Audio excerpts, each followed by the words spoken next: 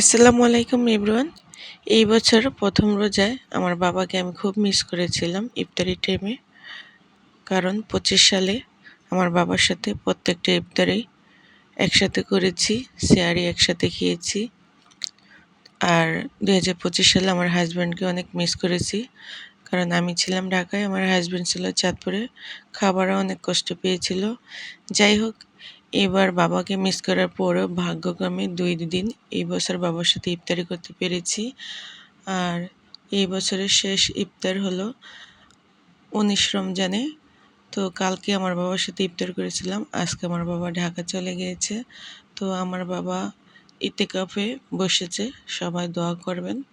তো এই ১০ দিন কথা বলতে পারবো না। আমার বাবা যেন সুস্থ থাকে এবং সজ্ঞানে আল্লাহর ইবাদত করতে পারে।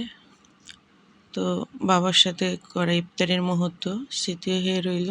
আমার বাবার পছন্দের হালিম তৈরি করে খাওয়াতে পেরেছি।